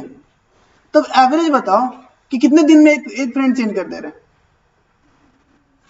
91.25। तो एक गर्लफ्रेंड का या एक फ्रेंड का कितना एज रहा मेरे लिए, 91.25 डेज। ऐसे तुम लोग को जल्दी समझ में आता है, कितना जल्दी तुम पकड़ लिया कि अरे यार ऐसे था, है ना। तो average age of that friend कितना हुआ मेरा, अब फ्रेंड को कन्वर्ट कहां पे करना है, स्टॉक से। असली में क्या था, स्टॉक था, ठीक है।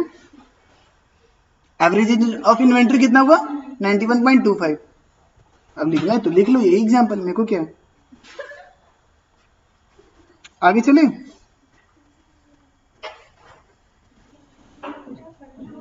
हाँ चलो करते हैं। इलस्ट्रेशन 48 है कुछ, हाँ आवाज नहीं। इलस्ट्रेशन 48 क्या मेरे को निकालना है, from the following related to company calculate inventory turnover ratio.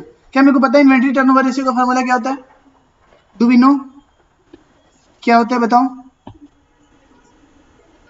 Inventory turnover ratio क्या होता है, COGS divided by average inventory. क्या एवरेज इन्वेंट्री का फॉर्मूला मेरे को पता है, यस।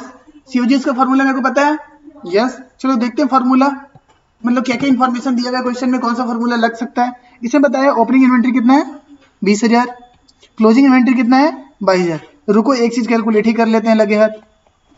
एवरेज इन्वेंट्री कितना है बताओ, 20,000 plus 22,000 divided by 2। Average inventory कितना आ गया, 21,000 आ गया ना। और क्या क्या इन्फॉर्मेशन दिया हुआ है, परचेज है 80,000, वेजेज है 9,000। वेजेज बोले तो डायरेक्ट एक्सपेंस क्या, ठीक है। कैरेज आउटवर्ड क्या डायरेक्ट एक्सपेंसेस होता है, मारेंगे उससे फेंक के।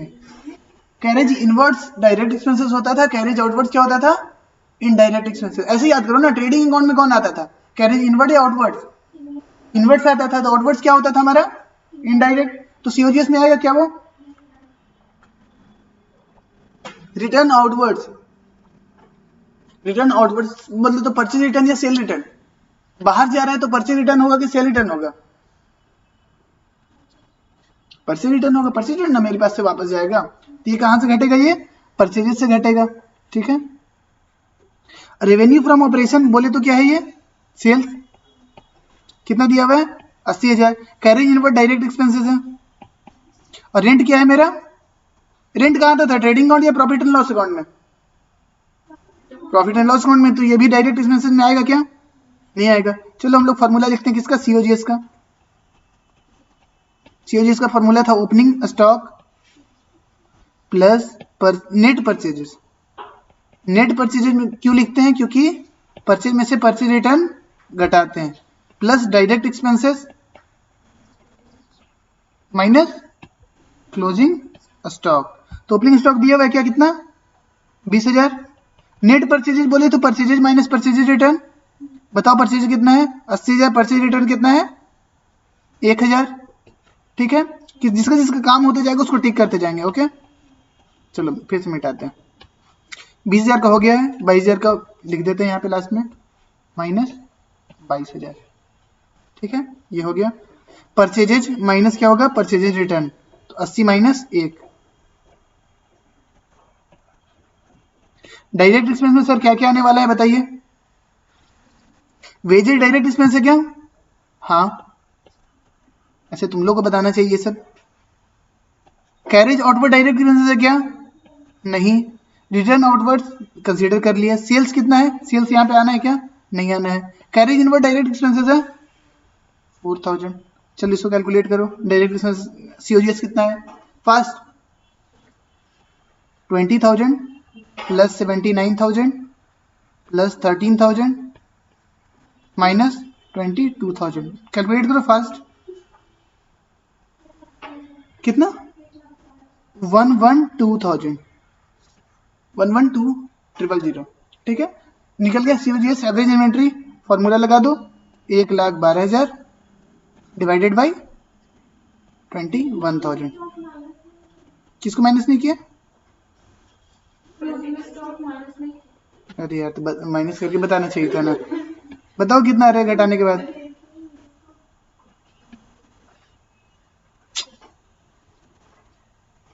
90,000 हुआ, और क्या? कितना ही आ रहा है क्या?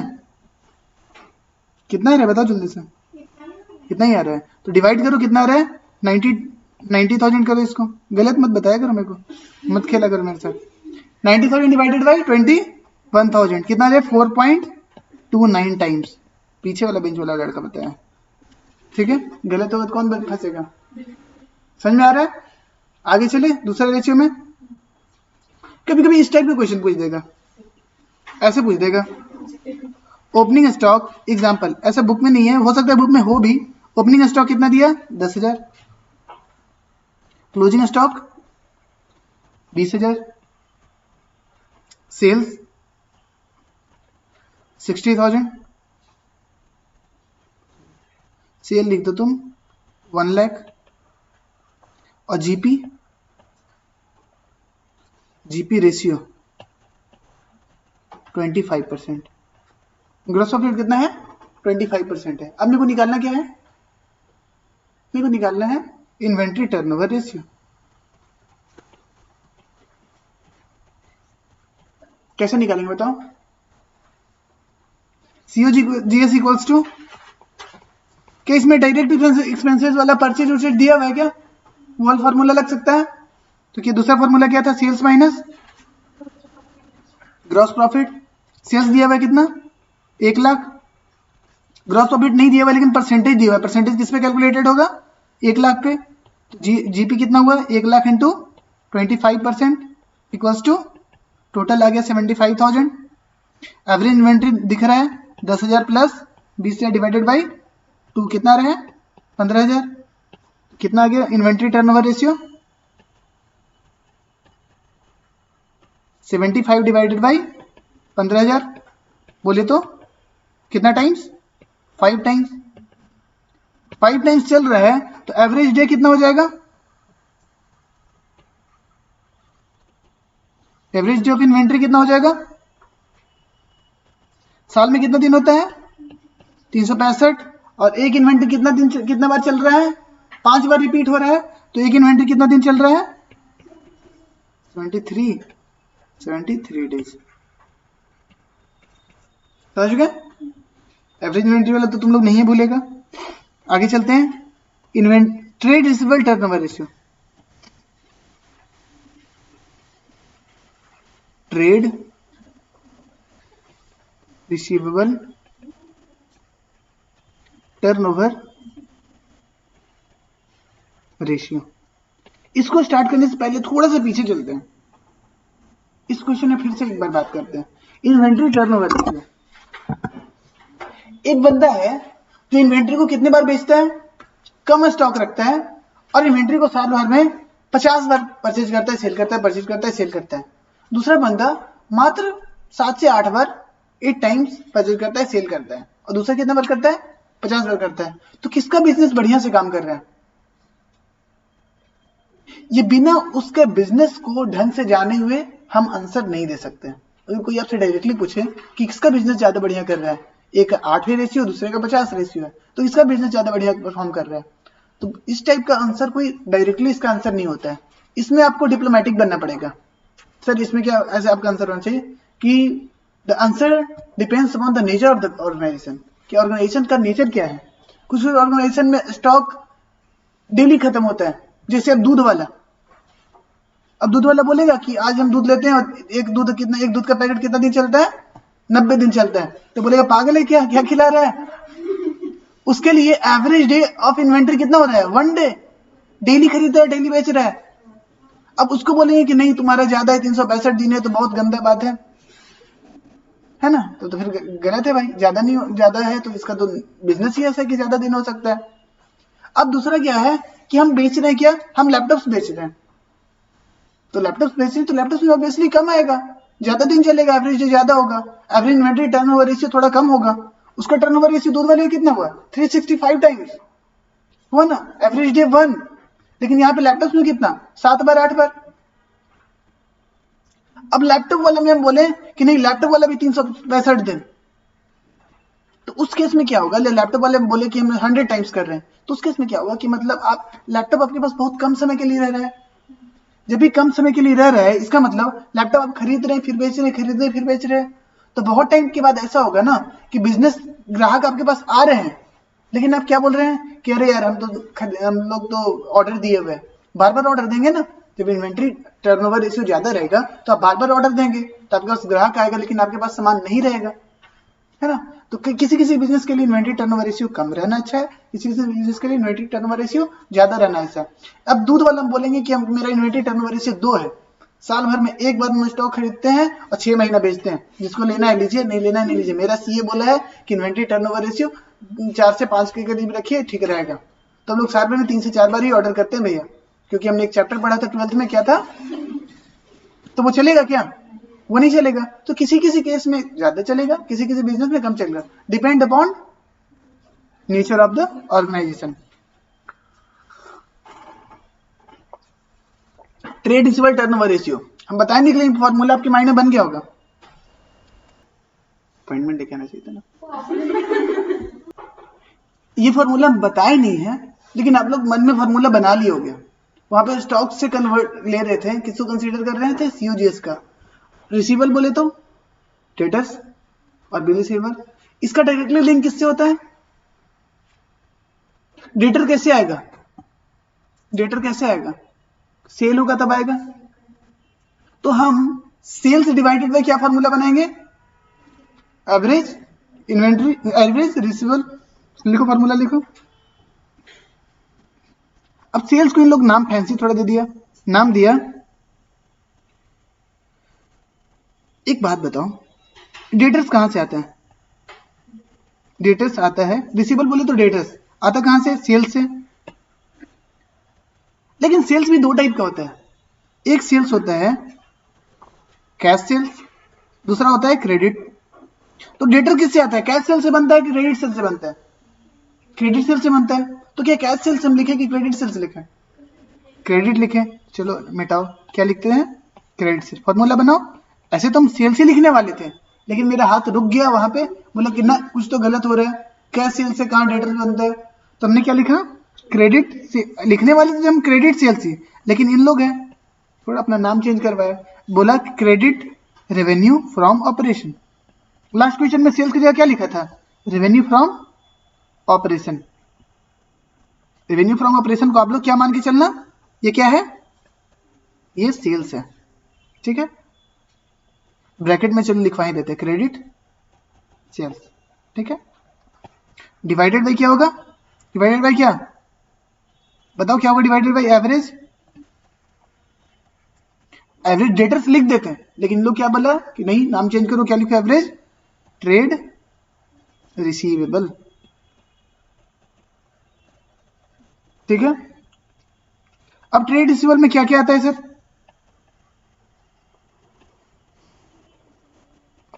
क्या ट्रेड रिसीवेबल में क्या क्या आता है, debtors and bills receivable,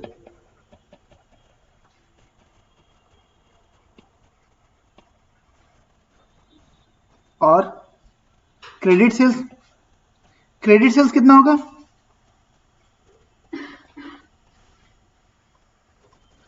total sales minus cash sales. कोई बड़ा फॉर्मूला नहीं है कि आपको याद ही करना पड़ेगा, आपके माइंड इंस्टिंक्ट काम करना चाहिए आपका एग्जाम में, ठीक है। और एवरेज कलेक्शन पीरियड कितना होगा, एक नया फॉर्मूला लिख लो, एवरेज कलेक्शन पीरियड, वहां पे क्या था, एवरेज एज ऑफ इन्वेंट्री, ठीक है। यहां पे क्या फॉर्मूला बना, एवरेज कलेक्शन पीरियड, ठीक है। ये बना number of days in a year divided by trade receivable turnover ratio, ठीक है। कुछ वर्क नोट लिख लेते हैं, ignore provision for bad debts while calculating these ratio। Provision for bad debts वगैरह कंसीडर नहीं करना है, ठीक है। और क्या लिखना है, इफ क्रेडिट सेल्स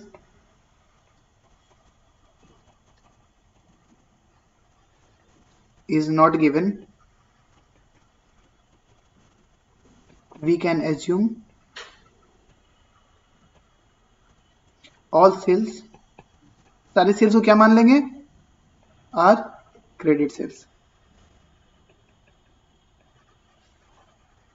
ठीक है। तो इस पे क्वेश्चन करेंगे, इस पे ट्रेड रिसीवेबल टर्नओवर रेशियो, समझाने का कुछ डिटेल में नहीं है, very much similar to what, inventory turnover ratio, but इसमें क्या करना पड़ता है मेरे को, क्रेडिट सेल से किसको कंपेयर करते हैं, एवरेज इन्वेंट्री, जो उधारी में बेचे और कितना मेरा एवरेज बकाया रह रहा है, ठीक है। तब हम क्या निकालेंगे कि सपोज हम उधार में कितना सामान बेचे, हम लोग सपोज उधार में हम लोग सामान बेचे 1000 रुपए, ठीक है, और मेरे पास एवरेज डेटर मेरे पास रहता है कितना, 100 रुपया, ठीक है। उधार में सामान बेचते हैं और एवरेज उधारी मेरे पास कितना रहता है, 100 रुपया, टोटल कितना बेचे उधार में, 1000, ठीक है।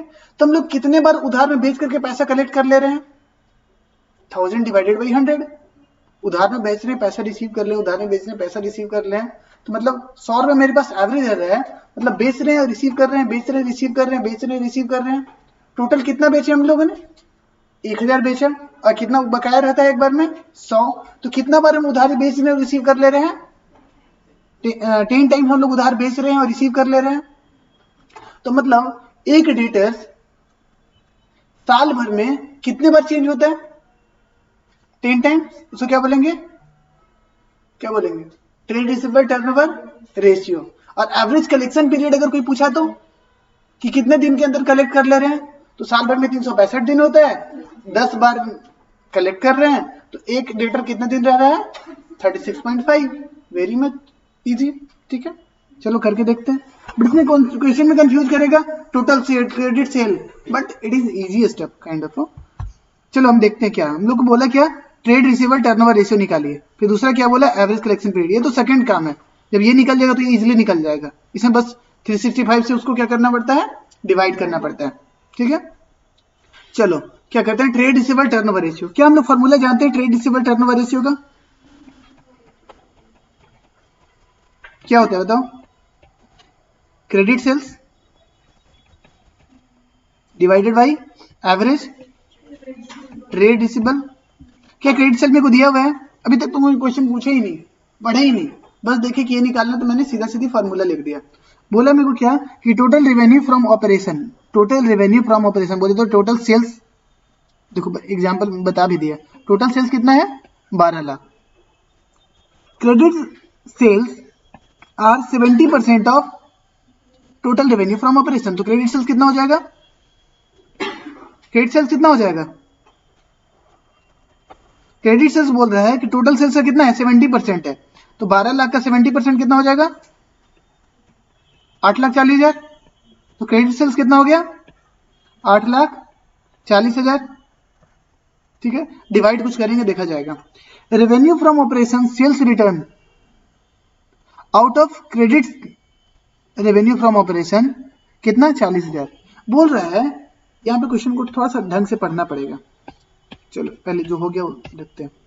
बोल रहा है रेवेन्यू फ्रॉम ऑपरेशन रिटर्न, बोले तो सेल्स रिटर्न, सेल्स रिटर्न कितना हुआ है out of credit revenue from operation, मतलब उधारी बेचे हैं उसमें से कितना सेल्स रिटर्न किए हम लोग 40,000। तो क्रेडिट सेल में से क्रेडिट सेल्स रिटर्न भी घटाएंगे हम लोग, क्रेडिट सेल्स रिटर्न कितना है क्रेडिट सेल्स रिटर्न 40,000। तो नेट में क्रेडिट सेल्स रिटर्न कितना हुआ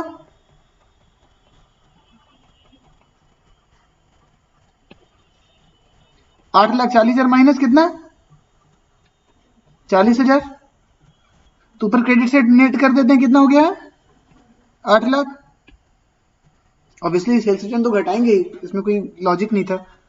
और ओपनिंग रिसीवेबल और क्लोजिंग रिसीवेबल कितना है 43,250 और 86,750। तो एवरेज करो इसका, एवरेज करो बताओ 73250 प्लस 86750, इसका एवरेज क्या हो रहा है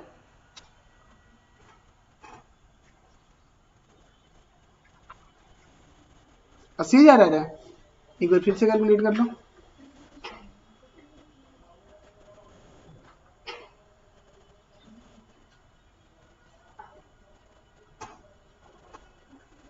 हाँ 2 बार इसलिए कैलकुलेट कर रहे हैं कि हम पेंसिल चार्ज कर रहे थे। ठीक है, एवरेज रिसीवेबल कितना हुआ, एवरेज रिसीवेबल्स कितना हुआ, opening plus closing divide by 2, opening कितना है 73,250 plus 86,750 divided by 2 equals to 80,000। दोनों निकल गया कितना 8 लाख डिवाइडेड बाई 80,000, कितने टाइम्स हुआ टर्नओवर रेशियो 10 टाइम्स। कितना हो गया 10 टाइम्स। मतलब हम लोग एक क्रेडिट सेल करते हैं, बेचते हैं, सॉरी रिसीव करते हैं, सेल्स क्रेडिट सेल्स करते हैं, रिसीव करते हैं, फिर क्रेडिट सेल करते हैं, रिसीव करते हैं, कितने टाइम्स 10 टाइम्स। तो एक डेटर साल भर में कितने दिन में रिकवर हो जा रहा है, उसको क्या बोल नाम दिया हमने एवरेज कलेक्शन पीरियड। एक डेटर को कितने दिन में हम लोग कलेक्ट कर ले रहे हैं 365 दिन साल का, और डिवाइडेड बाई कितना टाइम्स 10, तो कितना हो जाएगा 36.5। तो आपसे पूछेगा कि एवरेज कलेक्शन पीरियड कितना है डेटर्स का, मतलब 36.5, मतलब एक डेटर को हम लोग कितने दिन में कलेक्ट कर रहे हैं 36.5 डेज में कलेक्ट कर रहे हैं। आपकी अकॉर्डिंगली तो यहाँ तक ये लास्ट मेरा कमिटमेंट था, बट आपको पता है कि एक ना एक क्वेश्चन तो हम लोग बढ़ाएंगे ही। ठीक है, चलो एक क्वेश्चन एक फॉर्मूला और करते हैं, वर्किंग कैपिटल टर्नओवर रेशियो। ये है ना, इसके बाद एक सेकंड रुक जाओ, इसके बाद देख लो तो क्या है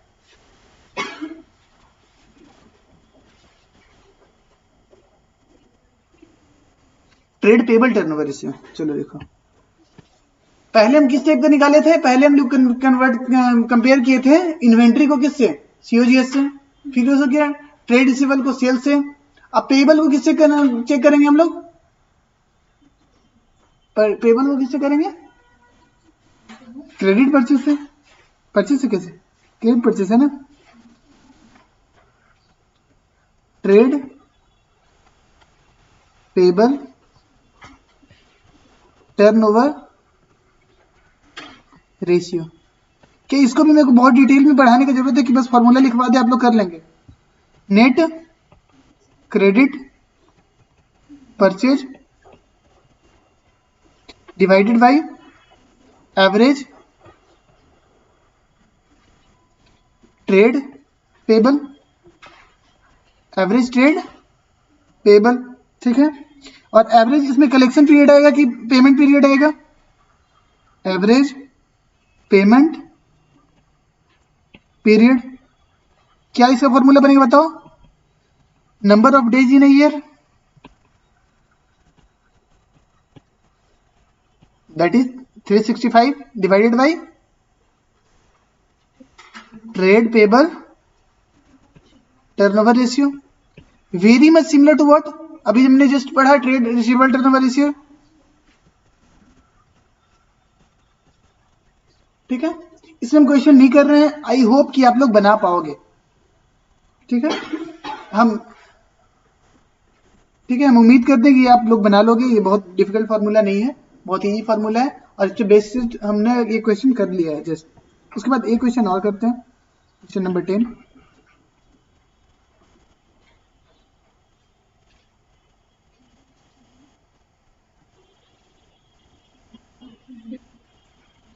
वर्किंग कैपिटल टर्नओवर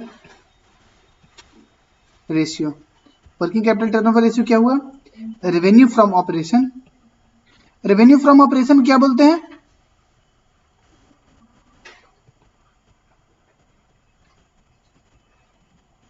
ब्रैकेट में लिख देते हैं total sales divided by working capital.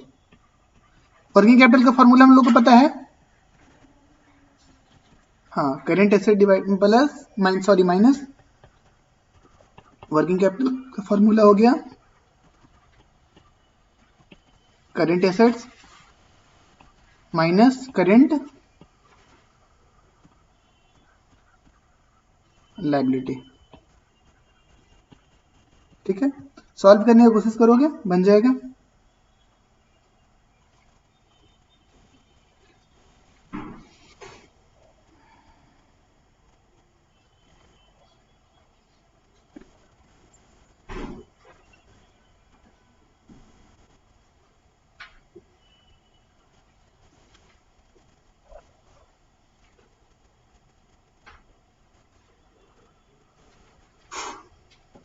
हो गया वर्किंग कैपिटल टर्नओवर रेशियो।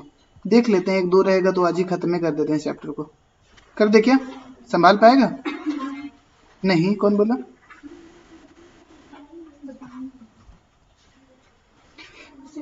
इस वर्किंग कैपिटल टर्नओवर रेशियो हम फॉर्मूला बता दिए हैं, आप लोग बनाना, नहीं बना तब मेरे से पूछना, अदरवाइज हम कंसीडर करते हैं ये सब बना हुआ है। अब इसमें कुछ बताने का है ही नहीं। टोटल सेल्स हम आपको क्या बताएं कि टोटल सेल्स कैसे कैलकुलेट करो, वो तो जब तक क्वेश्चन नहीं करोगी तब तक तुमको नहीं समझ में आएगा। टोटल सेल्स में क्या बताए कि टोटल सेल्स क्या होता है, you already knowing this. Working capital हम बताई दिए, current assets minus current liability. उसके बाद 11वां फॉर्मूला देखो, ग्रॉस प्रॉफिट रेशियो। मेरा छोटा भाई 9th में वो बता देता है कि ग्रॉस प्रॉफिट रेशियो क्या होता है। ग्रॉस प्रॉफिट होता है ग्रॉस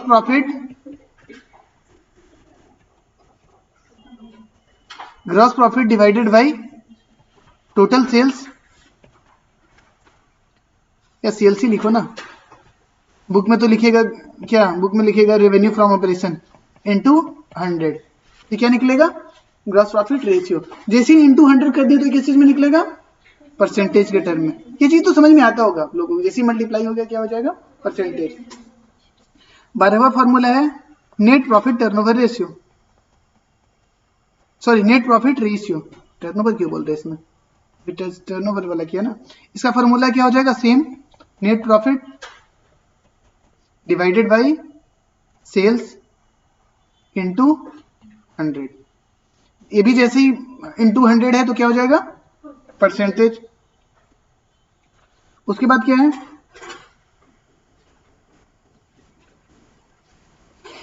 उसके बाद क्या है? Operating profit ratio. Operating profit ratio. इसमें लिखो operating profit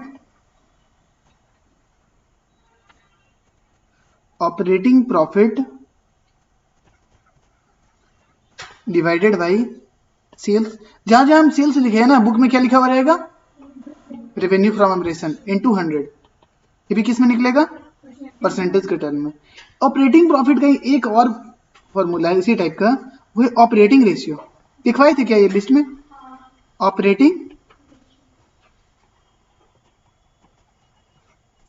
ratio. Operating ratio का फॉर्मूला है ऑपरेटिंग कॉस्ट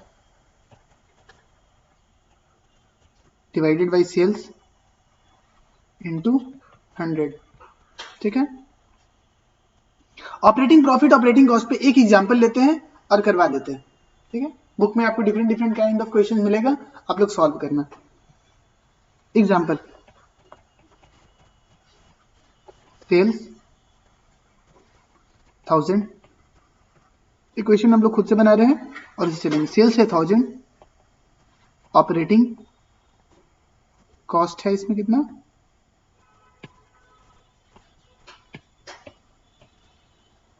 ऑपरेटिंग कॉस्ट है 700। ये क्या निकल के आ गया मेरा? Operating profit.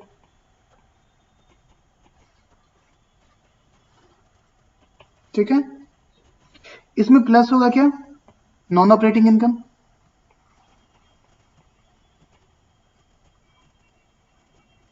कितना? 100 माइनस नॉन ऑपरेटिंग एक्सपेंस कितना? 20। मेरा प्रॉफिट बिफोर टैक्स कितना हो गया? 380। सपोज इसमें टैक्स घटा दिए, कितना है? टैक्स घटा दिए हम 80। तो मेरा पैड कितना आ गया? प्रॉफिट आफ्टर टैक्स कितना आ गया? 300। अब सर इस चार्ट को हमको समझाइए। सेल्स मैंने करा कितना? 1000। उसमें क्या घटाया मैंने? एक्सपेंसेस घटाया। कौन सा? ऑपरेटिंग। ऑपरेटिंग कॉस्ट का मतलब क्या हुआ sir? Any expense that is related to what? To business. Suppose मेरा बिजनेस है लैपटॉप खरीदने और बेचने का। ठीक है। 1000 लैक्स का हमने क्या किया? लैपटॉप बेचा। तो उस 1000 लैक्स को लैपटॉप बेचने के लिए बहुत सारा खर्च आया होगा। कुछ डायरेक्ट एक्सपेंसेस आएगा, कुछ इनडायरेक्ट एक्सपेंसेस आएगा। इनडायरेक्ट एक्सपेंसेस बिजनेस से रिलेटेड होगा, बिजनेस से रिलेटेड नहीं भी होगा। तो जो बिजनेस से रिलेटेड है, डायरेक्ट हो या इनडायरेक्ट, हमने क्या लिख दिया? ऑपरेटिंग कॉस्ट में। और जो बिजनेस से रिलेटेड नहीं है वो क्या कहलाएगा? मेरा नॉन ऑपरेटिंग। तो मेरा 1000 तो मेरा सेल्स था, और बिजनेस से रिलेटेड खर्च कितने थे? 700। तो बिजनेस से मैंने कितना कमाया? 300। बिजनेस से मैंने कमाया 300। अब लैपटॉप का बिजनेस था ही, मेरा शौक था किस चीज का? सट्टेबाजी का। सट्टेबाज थे हम। ठीक है। हम क्या थे? सट्टेबाज। हम कोलकाता गए, हॉर्स रेस में जाकर के लगाए पैसा। कितना पैसा खर्च किया हमने हॉर्स में? 20 रुपया। लैक्स में बात हो रहा है ना। 20 लैक्स मैंने कहाँ लगाया? रेस हॉर्स में। कोलकाता में होता है रेस हॉर्स वगैरह, उसमें किसी जॉकी के ऊपर लगाओ तुम पैसा, और अगर वो फर्स्ट सेकंड थर्ड ऐसा कुछ आएगा तो आपको विनिंग अमाउंट मिलता है। तो मैंने 20 रुपए लगाया किसमें? रेस हॉर्स में। तो क्या 20 रुपए जो मैंने रेस हॉर्स में लगाया, जो 20 रुपए खर्च कर दिया, वो क्या मेरे बिजनेस से रिलेटेड था? क्या वहां खर्च नहीं करते तो यहाँ 2 लैपटॉप कम बिक जाता? ऐसा तो नहीं था। लेकिन 20 रुपए जो मैंने खर्च किया, ये किस टाइप का खर्च है? मेरा नॉन ऑपरेटिंग। लेकिन खर्च तो बिजनेस से ही किया है, तो बिजनेस के प्रॉफिट एंड लॉस अकाउंट में तो आएगा भाई। और मेरा किस्मत देखो, इतना कितना बड़े सट्टेबाज बढ़िया वाला, 20 लाख रुपया लगाए और मेरे को विनिंग कितना मिल गया? 100 लैक्स। ये जो प्रॉफिट 100 लैक्स आया, वो किस चीज कैसा प्रॉफिट है? मेरा ऑपरेशन से प्रॉफिट है कि नॉन ऑपरेटिंग प्रॉफिट है? नॉन ऑपरेटिंग प्रॉफिट है। लेकिन प्रॉफिट में तो दोनों आएगा, चाहे ऑपरेटिंग हो या नॉन ऑपरेटिंग हो।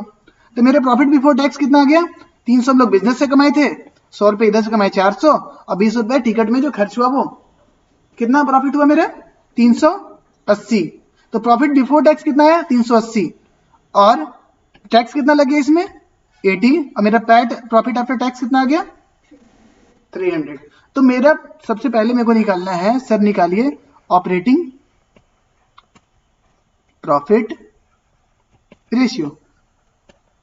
इसका फॉर्मूला हम लोग बताएं कि operating profit divided by sales into 100 कितना है बताओ।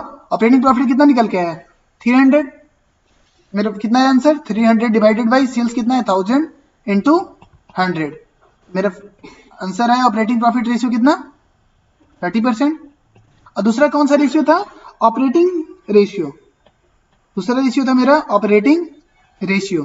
तो ऑपरेटिंग रेशियो में मैंने आपको बताया कि यहाँ पे ऑपरेटिंग प्रॉफिट नहीं ऑपरेटिंग कॉस्ट देखते हैं, divided by sales into 100, divided by sales into 100। कितना है ऑपरेटिंग कॉस्ट कितना है 700 था ना, ऑपरेटिंग कॉस्ट कितना था 700, तो 700 डिवाइडेड बाय 1000 इंटू 100 कितना 70%। अब वैसे भी इसका एक फॉर्मूला और आप कर सकते हैं, अगर ऑपरेटिंग प्रॉफिट निकाल चुके हैं तो 100 माइनस ऑपरेटिंग प्रॉफिट रेशियो कर सकते हैं डायरेक्ट। सपोज उस तरीके से भी अगर हम लोग निकालते हैं तो 100 माइनस ऊपर वाला रेशियो कितना आया था 30%, कितना आ गया हमारा 70%। ठीक है, यहां तक complete. Easy step going on, but आप जब तक सॉल्व नहीं करोगे तब तक कुछ नहीं होना है।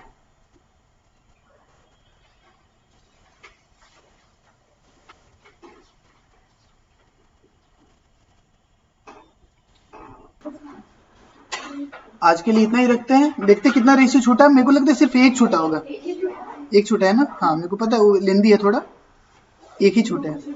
मैंने उसको स्टार में भी करवाया होगा कि सबसे डिफिकल्ट यही है, बाकी सब तो इजी है, बट स्टिल वो भी डिफिकल्ट आपको नहीं लगेगा। कहाँ पे गया भाई